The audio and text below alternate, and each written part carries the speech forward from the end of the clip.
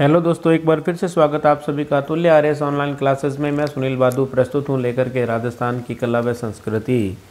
और राजस्थान की कला व संस्कृति में दोस्तों अब तक हम राजस्थान के दुर्गों की बात कर रहे थे। पिछली क्लास के दौरान हमने कुछ दुर्गों के बारे में पढ़ा था और अंत में हमने भटनेर के संदर्भ में बात की थी। और भटनेर के बारे में मैंने आपको बताया था कि भूपत खान भाटी ने 298 ईसा पूर्व में इस ईस्वी में जो है इसका निर्माण करवाया था, जो कि भगवान कृष्ण की 90वीं पीढ़ी में जन्मे थे। और बाद में जो है सूरत सिंह जो हैं उन्होंने 1833 के आसपास इसे जीत लिया था, जब्ता खान भाटी को हरा करके। और मंगलवार होने की वजह से इसका नाम हनुमानगढ़ रख दिया था। और मिट्टी से निर्मित किला था। तैमूर लंग की जो आत्मकथा तुजू के तैमूर है उसके अनुसार हिंदू और मुस्लिम दोनों प्रकार की जो महिलाएं थीं उन्होंने यहाँ जोहर किया था। और तैमूर लंग ने कहा था अपनी आत्मकथा में कि इससे मजबूत किला पूरे हिंदुस्तान में मैंने नहीं देखा। तो यहाँ तक हम बात भटनेर तक कर चुके थे। आज हम नेक्स्ट बात करेंगे लोहागढ़ की। और भटनेर को मैंने आपको बताया था जो सबसे प्राचीन दुर्ग था, और लोहागढ़ के बारे में ये बताया कि राजस्थान का सबसे नवीन दुर्ग है। तो लोहागढ़ की थोड़ी बात हम आज कर लेते हैं। लोहागढ़ जो दुर्ग है दोस्तों, ये आपका भरतपुर ज़िले में बना हुआ है। कौन से ज़िले में बात करें तो भरतपुर में अवस्थित है। और इस किले को जाटों की मरोड़ कहते हैं। जाटों की मरोड़ यानी राजस्थानी टाइप का शब्द है। मरोड़ का मतलब स्वाभिमान, इज्जत से लिया जाता है यहाँ पर। समझ में ही बात दोस्तों। फिर जो है हम बात कर लेते हैं थोड़ा सा इसके निर्माण के संदर्भ में। जो आपका लोहागढ़ है इसके निर्माण के संदर्भ में बात करूं तो इसका निर्माण महाराजा सूरजमल ने करवाया था, जिन्हें जाटों का अफलातून कहा जाता है। महाराजा सूरजमल के द्वारा निर्मित है। और निर्माण इसका मैंने कल आप तक प्रेषित किया था पिछली क्लास में कि 1734 में हुआ था। और सबसे नवीन दुर्ग है ये राजस्थान का। एक और इसके संदर्भ में यहाँ लिख लीजिएगा कि मिट्टी से निर्मित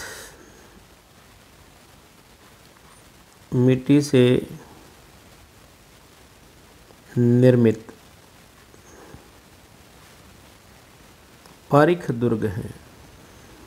कैसा दुर्ग है? चारों ओर इसके खाई बनी हुई है, जिसे सुजान गंगा नहर कहते हैं। सुजान गंगा नहर का पानी इसमें गिरता है। तो पारिख दुर्ग है, ये मिट्टी से निर्मित है।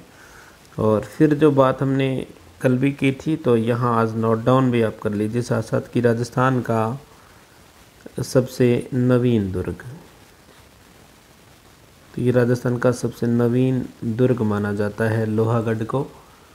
तो यहाँ तक में भी आप लोगों को कोई दिक्कत नहीं होगी। इसी तरह से इस पे किसी का अधिकार नहीं हुआ, कोई इसे जीत नहीं पाया था इस दुर्ग को। तो इसका जो उपनाम है इसे अजय दुर्ग भी कहते हैं। अजय दुर्ग भी कहते हैं। समझ में ही दोस्तों बात। अजय दुर्ग के नाम से भी इसे जाना जाता है। अजय दुर्ग इसलिए भी कहा जाता है कि 1803 में एक अधिकारी थे अंग्रेज़ों के, जिनका नाम मिलता है लॉर्ड लेक करके। ये जो लॉर्ड लेक है ये आक्रमण करने आया था। और लॉर्ड लेक जो है इस दुर्ग को जीत नहीं पाया।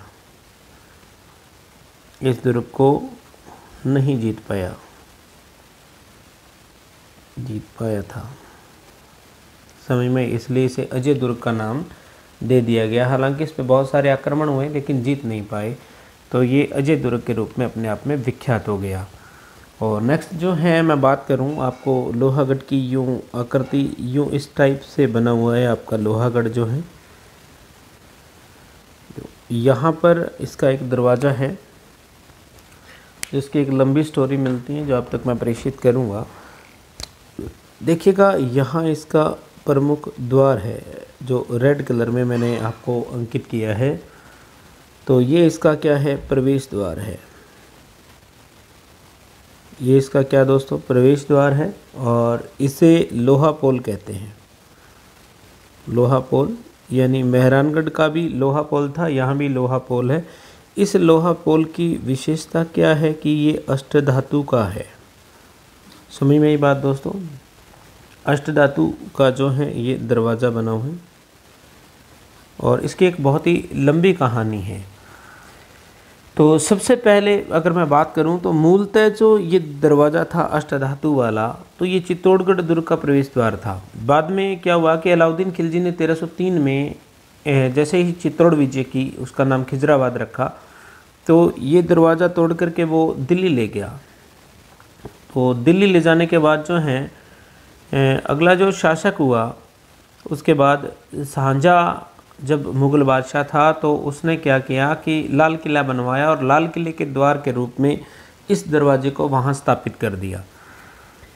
तब जब भरतपुर के अंदर एक शासक हुए जवाहर सिंह जी, समझ में आई। जवाहर सिंह ने इससे पहले सूरजमल थे, जब लोहागढ़ बना तो सूरजमल और जो दक्षिण भारत में मराठे थे वो दिल्ली पर बार बार आक्रमण करने की सोचते थे।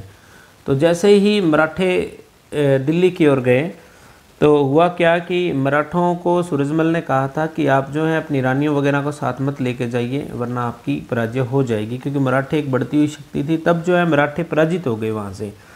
तब उन्होंने सूरजमल को कहा कि आप जाइए। तब सूरजमल अकेला ही गया, लेकिन सूरजमल की भी वहाँ पराजय हो गई कि आप तो बहुत सारे लोग मिलके करते हो आक्रमण, मैं अकेला करूँगा।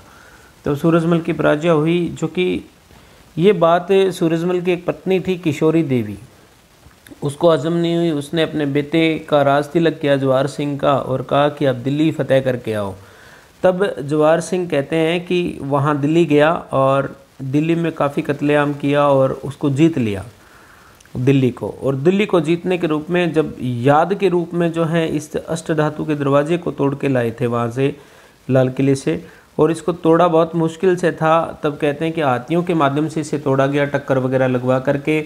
और इसमें एक जो जवाहर सिंह के मामा थे, बलराम करके नाम मिलता है, तो बलराम को आगे बिठाया गया हाथी के माथे पर और उन्होंने अपने बलि दी। तब जो है वो कीलें चुभ ना जाए हाथी के, तब उन्हें हाथी के आगे बैठा दिया गया सूंड पे। तो माथे से हाथी ने टक्कर मारी और ये दरवाज़ा ला करके स्थापित किया गया। समझ में दोस्तों बात। तो ये अष्टधातु का दरवाज़ा है, जिसे लोहा पोल के नाम से जानते हैं। ये प्रवेश द्वार है। तो इसकी थोड़ी सी जो स्टोरी हैं वो आप तक मैं यहाँ लिख देता हूँ, थोड़ा लिख लीजिएगा कि यहाँ हेडिंग डाल लीजिए, लोहा पोल या इसे कहते हैं अष्टधातु दरवाज़ा।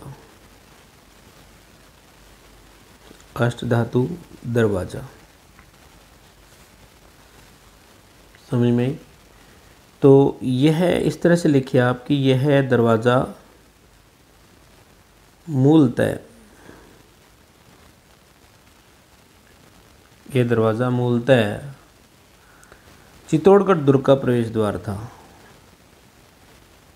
चित्तौड़गढ़ दुर्ग का प्रवेश द्वार था। समझ में, मूलतः किसका प्रवेश द्वार था? चित्तौड़गढ़ का प्रवेश द्वार था, जिसे अलाउद्दीन खिलजी 1303 में दिल्ली ले गए। जिसे अलाउद्दीन खिलजी का मैं एक ही लिख रहा हूँ, अलाउद्दीन खिलजी 1303 में दिल्ली, कहाँ जी? दिल्ली ले गए।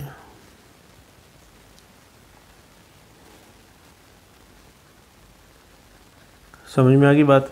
फिर जो है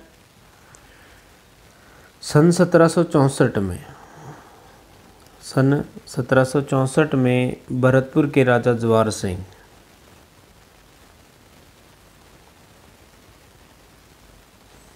भरतपुर के राजा जवाहर सिंह दिल्ली के लाल किले से भरतपुर ले आए। जवाहर सिंह दिल्ली के लाल किले से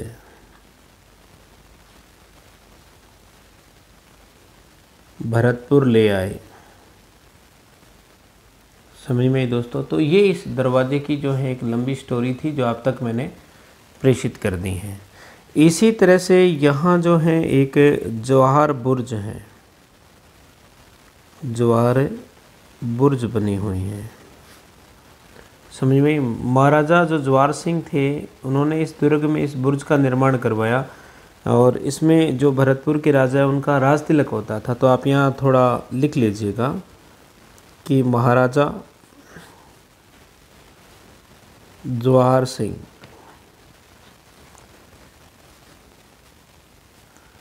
महाराजा जवाहर सिंह ने इस दुर्ग में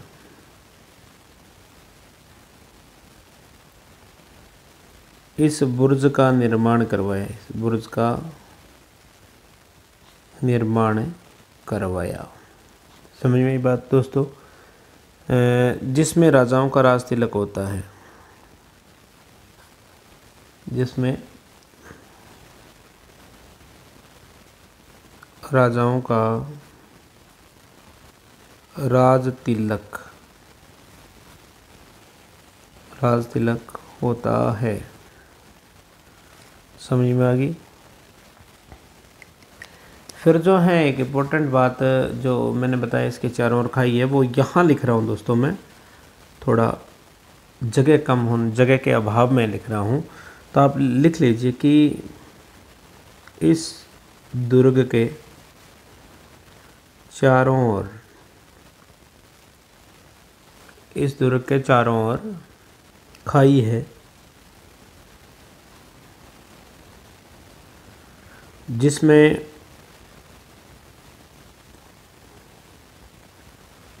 सुजान गंगा, कौन सी गंगा? सुजान गंगा नहर का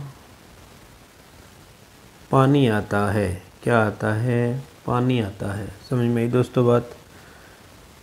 और फिर जो इम्पोर्टेंट करके जब आप राजस्थान का एकीकरण पढ़ते हैं, तो पहला जो चरण हुआ था मत्स्य संघ, अलवर, भरतपुर, धौलपुर और करौली जो आपस में मिले थे 18 मार्च और 1948 की घटना। ये मत्स्य संघ का जो उद्घाटन है, उद्घाटन इसी दुर्ग में हुआ। NB गाडगिल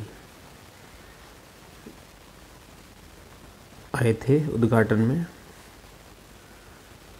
बाद में पटेल भी आए थे 2 में। और ये जो है विशेषतः मूल कहानी रही थी लोहागढ़ दुर्ग की, जो आप तक मैंने प्रेषित कर दी है। शायद आप सभी को विजिबल है अच्छी तरीके से, आप स्क्रीनशॉट भी इसका ले सकते हो।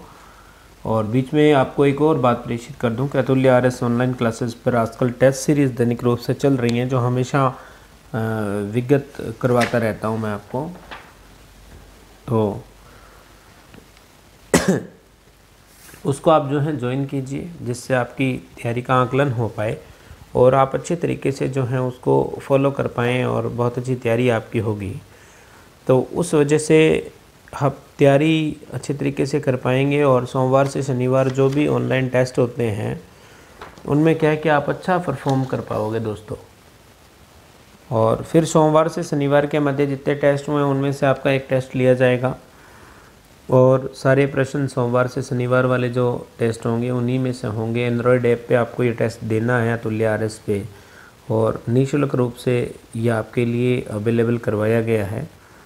राकेश सर ने काफ़ी मेहनत की है, तो आप उसको आराम से ज्वाइन कीजिए दोस्तों, तो अच्छे तरीके से आप तैयारी कर पाएंगे। और सभी को अच्छी शुभकामनाएं मेरी ओर से हमेशा रहती हैं। नेक्स्ट हम आगे वाले दुर्ग की बात करते हैं। एक दुर्ग है आपका रणथंभौर। तो रणथंभौर की बात हम कर लेते हैं दोस्तों। रणथंभौर दुर्ग, और ये जो आपका रणथंभौर दुर्ग है, ये अवस्थित है सवाई माधोपुर ज़िले में। कौन से ज़िले में बना हुआ है? सवाई माधोपुर में बना हुआ है। और फिर जो है इसके निर्माण के संदर्भ में बात करते हैं, तो निर्माण 944 ईस्वी की बात है, 994 ईस्वी की बात है। रणथंबन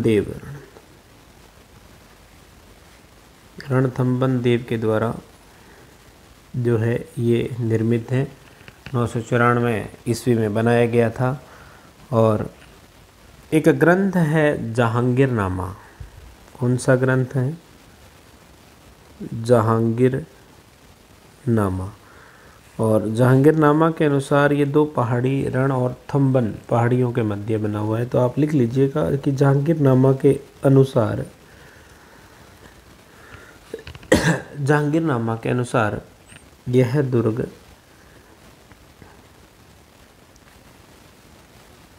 रण और थंबन रण और थम्बन दो पहाड़ियों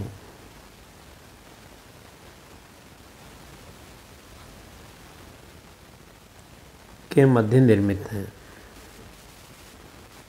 के मध्य निर्मित है। यानी ऐसी बात का उल्लेख हमें कहाँ मिलता है, जहांगीरनामा नाम का ग्रंथ है उसमें मिलता है। और एक इतिहासकार थे अकबर के जो काफ़ी फेमस रहे, अबुल फजल। और अबुल फजल ने इसके बारे में कोटेशन दिया था कि अन्य सभी दुर्ग नंगे हैं और ये बख्तरबंद हैं। अन्य सभी दुर्ग नंगे हैं, यह बख्तरबंद है, यानी चारों ओर से पैक है। कहने का भाव ये था कि ये जो है 7 पहाड़ियों पर अवस्थित हैं, चारों ओर से नीचे से दिखाई नहीं देता है और दुर्गम रूप से एरण श्रेणी का दुर्ग माना जाता है, गिरि दुर्गों में सर्वश्रेष्ठ इसे माना जाता है। तो अबुल फजल का ये कथन था इसके बारे में कि अन्य सभी दुर्ग तो नंगे हैं लेकिन ये बख्तरबंद हैं। इसी तरह से एक मुस्लिम आक्रांता जलालुद्दीन खिलजी भी आया था इसको जीतने के लिए, आपको विदित हो तो जलालुद्दीन आया था। कौन सा दीन आया? जलालुद्दीन ने इस पर आक्रमण किया था।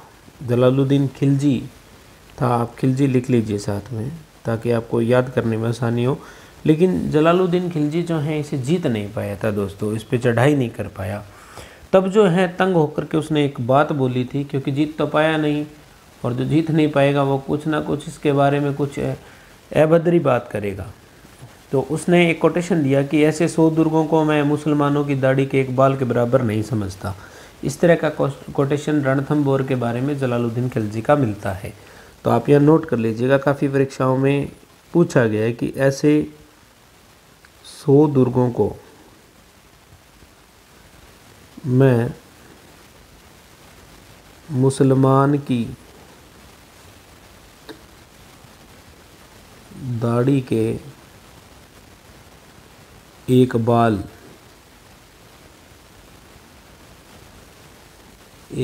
के बराबर नहीं समझता। इस तरह का कोटेशन जो है जलालुद्दीन खिलजी का मिलता है रणथंबोर के संदर्भ में। और जब अलाउद्दीन खिलजी ने 1301 में जलालुद्दीन को बाद में मार करके और अलाउद्दीन खिलजी ने 1301 में यहाँ आक्रमण किया था, तब जो है कहते हैं कि अमीर खुसरो जो है उसके साथ था। इतिहासकार अमीर खुसरो अलाउद्दीन के साथ था समय में ही। तो इस अमीर खुसरो ने एक कोटेशन लिखी थी, जैसे ही अलाउद्दीन खिलजी का इस पर आपको पता है कि अधिकार हो गया था, रंगा देवी ने यहाँ जोहर किया था, देवल दे ने पद्मला तालाब में जल जोहर किया था और अलाउद्दीन का अधिकार हो गया था। हमीर यहाँ का राजा था जो कि 9 कोटि यज्ञ में व्यस्त था। उस समय की कहानी है, तब अमीर खुसरो साथ ही था। तो अमीर खुसरो ने एक बात कही थी कि काफिरों का गढ़ आज इस्लाम का घर हो गया। रणथंबोर के संदर्भ में लिखा था, क्या लिखा था? काफिरों का गढ़ आज इस्लाम का घर हो गया। इस तरह का सेंटेंस यानी इस तरह का कोटेशन उसने दिया था अमीर खुसरो ने। और तब जो है कुछ विशेष चीज़ें इस दुर्ग में बनी हुई हैं जिनकी बात हम यहाँ कर लेते हैं दोस्तों। तो देखिएगा,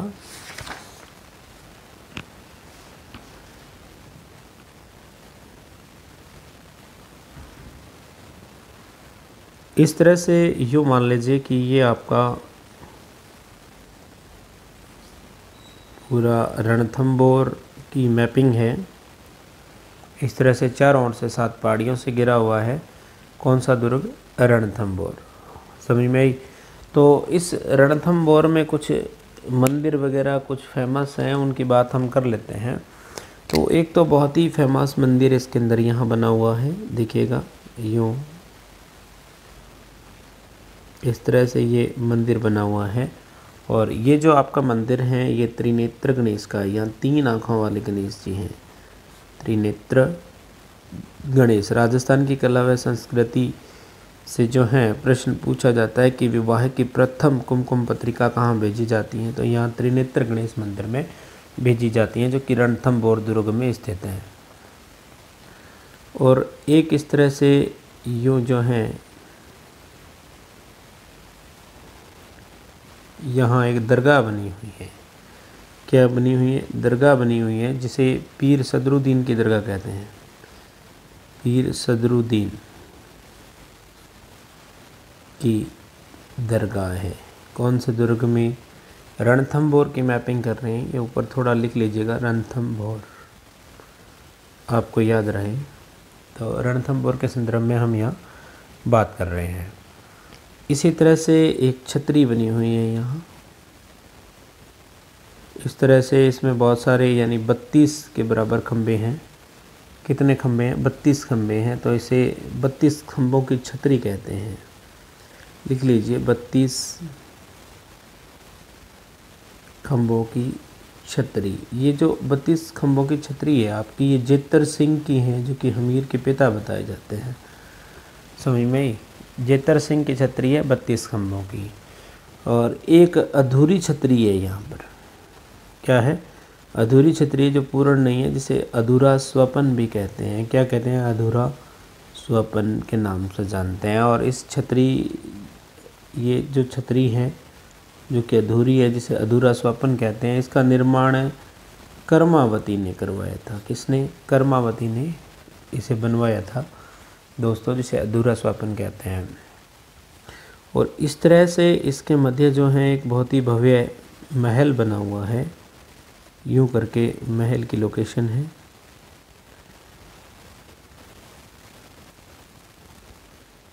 यूं इस तरह से ये महल बना हुआ है। समझ में आई दोस्तों? और इस महल को कहते हैं हमीर की कचहरी।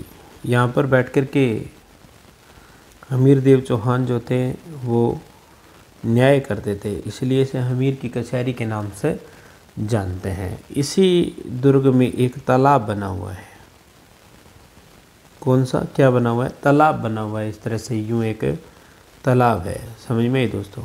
ये तालाब है जिसे हम पद्म तालाब कहते हैं। क्या कहते हैं? पद्म तालाब। ये जो पद्म तालाब है, यहीं पर जो है जौहर किया था। इसी तालाब में जौहर किया था किसने? देवल दे ने। देवल दे के द्वारा यहाँ पर जल जौहर किया गया था। 1301 ईस्वी की ये घटना है। क्लियर हुई बात? तो यहाँ तक जो है ये कुछ मुख्य बातें थी जो कि रणथंभौर के बारे में आपको याद रखना है। और आपको पता है कि धर्म सिंह और भीम सिंह इसी युद्ध से संबंधित थे, जो कि लड़ते हुए धर्म सिंह, और कहते हैं कि एक तो नुसरत खां जो कि अलाउद्दीन खिलजी का सेनापति था वो मारा गया था, और भीम सिंह भी इस 1301 वाले युद्ध में शहीद हो गए थे हमीर की ओर से। रंगा देवी ने जौहर किया था, देवल दे ने जल जौहर किया था पद्म तालाब के अंदर। तो ये आपका रणथंभौर था। अब जो है कुछ विशेष बातें नोट लगा के आप लिख लीजिएगा। आपको केवल नोट लिखने हैं 2-4 प्रिय विद्यार्थियों, तो वो यहाँ आप लिख लीजिए। एक तो आप सर्वाधिक जो विदेशी आक्रमण हैं, सर्वाधिक 2-4 बातें बीच में याद आती है तो मैं प्रेषित कर देता हूँ आपको। सर्वाधिक विदेशी आक्रमण वाला जो दुर्ग है वो हमारे राजस्थान में है भटनेर, जो कि हनुमानगढ़ में अवस्थित है। भूपत खान भाटी ने 298 ईस्वी में इसका निर्माण करवाया था, और सर्वाधिक विदेशी आक्रमण भटनेर पर हुए हैं। इसीलिए इसे उत्तरी सीमा का प्रहरी भी कहते हैं। उत्तरी सीमा का प्रहरी भी किसको कहा जाता है? भटनेर दुर्ग को कहा जाता है। इसी तरह से नोट में आप दूसरी बात लिखिएगा कि जो सर्वाधिक आपके स्थानीय आक्रमण हुए हैं, सर्वाधिक स्थानीय आक्रमण, तो सर्वाधिक स्थानीय आक्रमणों की जब हम बात करते हैं तो नाम आता है तारागढ़ का। कौन से दुर्ग पे हुए? तारागढ़ दुर्ग पर हुए हैं। और तारागढ़ जो आपका दुर्ग है वो अजमेर में अवस्थित है। समझ में आई दोस्तों?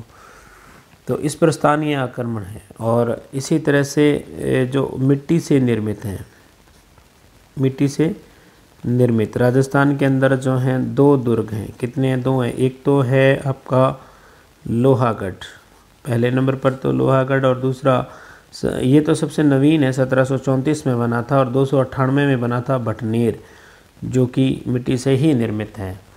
दोनों मिट्टी से बने हुए किले हैं।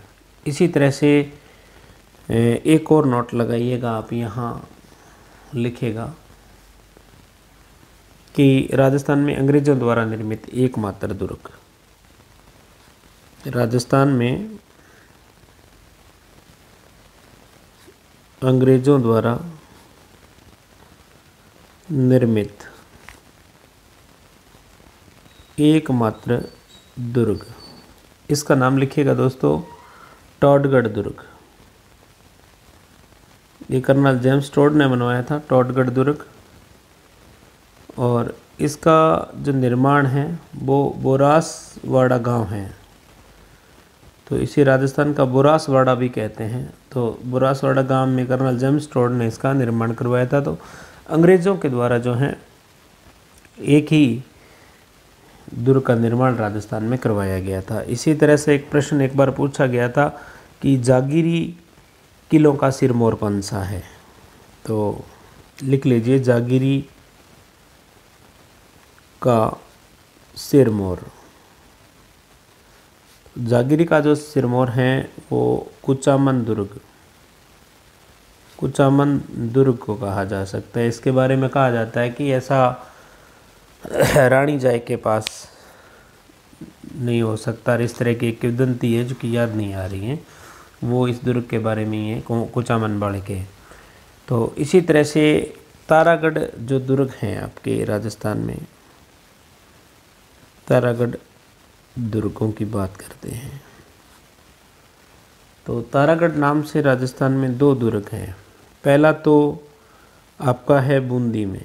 नंबर 1 की बात करूं तो पहला बूंदी में, और इसकी जो आकृति है तारे के समान है, तारे के समान दिखाई देने की वजह से इसे तारागढ़ कह दिया गया। और जो दूसरा है दोस्तों, जो दूसरा है उसकी बात करते हैं तो एक है आपका अजमेर का किला, और इसे भी तारागढ़ कहते हैं, और ताराबाई की स्मृति में बनाया था, ताराबाई की स्मृति में। और ताराबाई जो हैं, इसके जो ताराबाई के पति थे वो थे पृथ्वीराज, और ये पृथ्वीराज जो हैं उड़ना राजकुमार के नाम से मशहूर थे। उड़ना राजकुमार के नाम से इन्हें मेवाड़ में जाना जाता था, क्योंकि बहुत तेज़ धावक थे घोड़े के। और जगमाल जो सिरोही के शासक थे, उनके द्वारा विषाक्त लड्डू दे दिए गए थे इनके विनय के द्वारा इन्हें, तो पृथ्वीराज की विषाक्त लड्डू खाने से मृत्यु हो गई थी। और इसी तरह से एक और बात आप लिख लीजिए कि शेरगढ़ नाम से भी 2 दुर्ग हैं। शेरगढ़ जो दुर्ग हैं वो भी राजस्थान में 2 हैं। कितने? 2 हैं। पहला तो एक तो है धौलपुर में, जिसका नाम हमें शेरगढ़ मिलता है, और दूसरा है बारां ज़िले में। समझ में ये बात दोस्तों। और इसी के साथ साथ एक बात आप जो है और लिख लीजिएगा कि राज्य में सर्वाधिक दुर्ग जयपुर ज़िले में है। कौन से ज़िले में है?